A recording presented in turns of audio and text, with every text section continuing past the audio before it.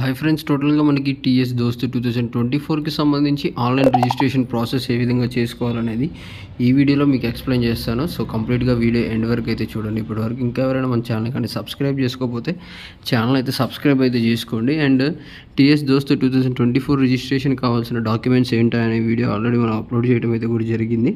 So ఆ video link కింద డిస్క్రిప్షన్లో ఉండేది, ఒకసారి చెక్ అయితే చేయండి.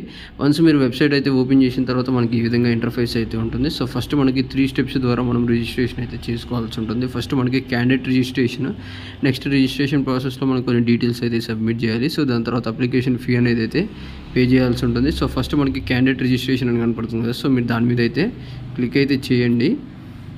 సో ఇక్కడ క్యాండిడేట్ ప్రీ రిజిస్ట్రేషన్ అని కనపడుతుంది కదా, సో మీరు దాని మీద అయితే క్లిక్ చేయాల్సి ఉంటుంది. సో మీరు దాని మీద క్లిక్ చేయగానే మనకి ఈ విధంగా వెబ్ పేజ్ అనేది అయితే ఓపెన్ అవుతుంది. సో ఇక్కడ మీ యొక్క ఇంటర్మీడియట్కి సంబంధించి hall ticket number and next A board, so TS అయితే టీఎస్, ఏపీ అయితే ఏపీ ఇంటర్మీడియట్, అండ్ నెక్స్ట్ మీ యొక్క date of birth, Aadhaar number, mobile number, student name, gender, father name, ఇవన్నీ అయితే కూడా అక్కడైతే ఎంటర్ చేయాల్సి ఉంటుంది. నెక్స్ట్ ఇక్కడ డిక్లరేషన్ దగ్గర ఐ అగ్రీ అనే టిక్ బాక్స్ మీద క్లిక్ చేసి క్లిక్ ఫర్ ఆధార్ అథెంటికేషన్ అనే దాని మీద అయితే క్లిక్ అయితే చేయాల్సి ఉంటుంది.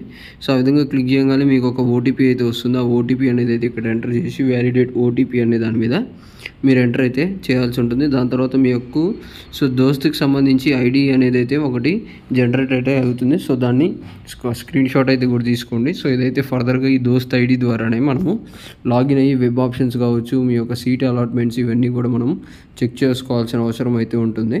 సో ఈ విధంగా ఐడి అయితే వచ్చిన తర్వాత ఇక్కడ ప్రొసీడ్ టు పేమెంట్ అని ఉంది కదా, సో మీరు అక్కడైతే క్లిక్ చేయండి. సో అక్కడ క్లిక్ చేస్తే మనకి ఈ విధంగా అయితే వస్తుంది. సో దోస్త్ ఐడి కావచ్చు, హాల్ టికెట్ నెంబర్, మీ యొక్క నేమ్, డేట్ ఆఫ్ బర్త్ అయితే వస్తుంది.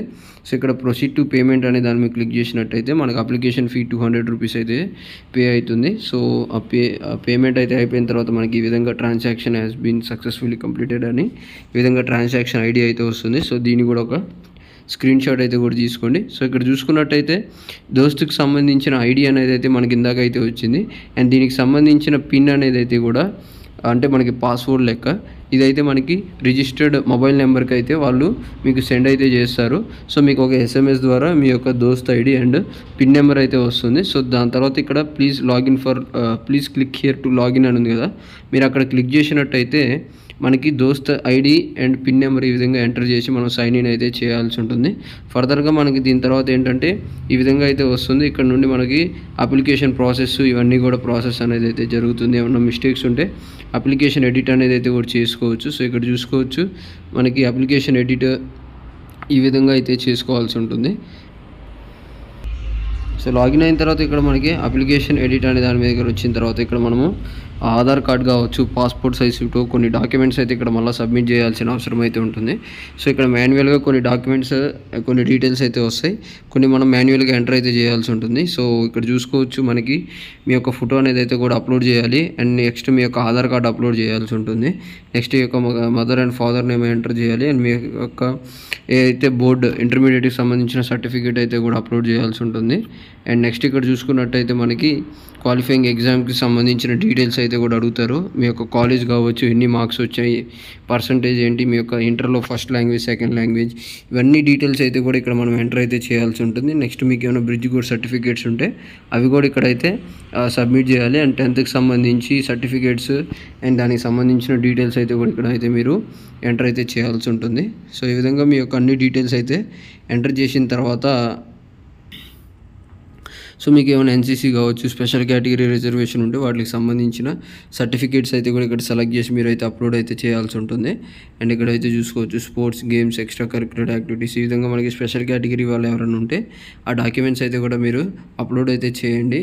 అండ్ ఇక్కడ చూసుకున్నట్టయితే మనకి ఇంకా ఫర్దర్గా క్లాస్ 12th నుండి మీరు 7th వరకు కూడా ఎక్కడ చదివారు, ఆ డిస్టిక్ ఏంటి, మండల్ ఏంటి, అండ్ కాలేజ్ నేమ్ లేదా స్కూల్ నేమ్, ఇవన్నీ డీటెయిల్స్ అయితే అడుగుతారు. ఇవన్నీ కూడా మీరు మాన్యువల్గా అన్ని డీటెయిల్స్ అయితే కూడా ఎంటర్ అయితే చేయాల్సి ఉంటుంది.